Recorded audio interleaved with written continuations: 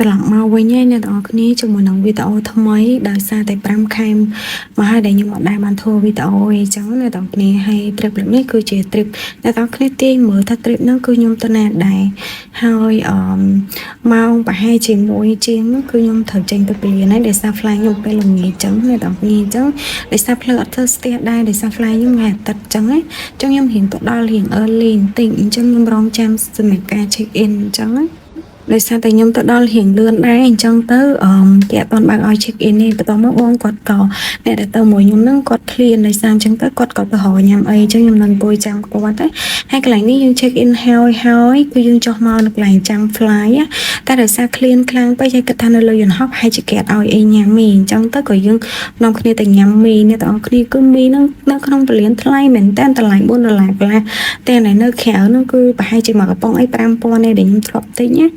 ហើយអ្នកទាំងអស់គ្នាទាញមើលថា trip លើកហ្នឹងខ្ញុំទៅណាដែរបន្ទាប់ពីបានរងចាំរៀងយូរដែរហើយឥឡូវហ្នឹងយើងក៏បានឡើងឡានហើយឡើងឡានហើយគេនាំយើងទៅកន្លែងឡើងយន្តហោះចឹងណាអ្នកទាំងអស់គ្នាហើយនេះនៅលើយន្តហោះនិយាយទៅ2ម៉ោងកន្លះនេះរៀងយូរដែរហើយណាមួយអត់បានគេងដោយសារតែ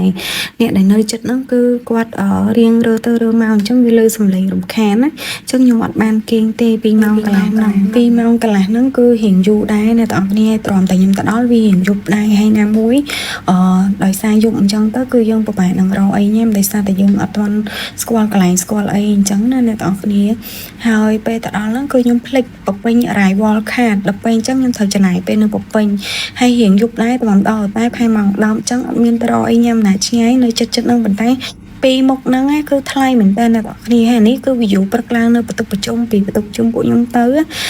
គឺពីហូតែលទៅស្អាតមែនតើដោយសារនៅជាប់មាត់សមុទ្រតើអ្នកទាំងគ្នានិយាយទៅ fresh មែនតើមក Two is our meeting get see the terrace. Don't go to the food yet.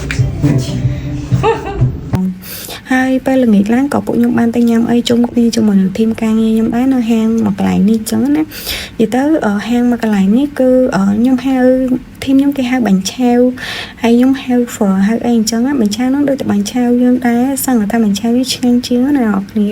ហើយគ្រាន់តែគេមានបន្លែមានអីផ្លែអញ្ចឹងហើយនេះគឺខ្ញុំហៅ phở ហើយសម្រាប់ខ្ញុំគឺធម្មតាប៉ុន្តែម្នាក់ទាំងគ្នាចង់សាកអាចទៅសាកកន្លែងនោះបានអញ្ចឹងតោះមកមានភ្លេងមានអីទៀតអញ្ចឹងជួបគ្នានៅវីដេអូក្រោយបាយបាយ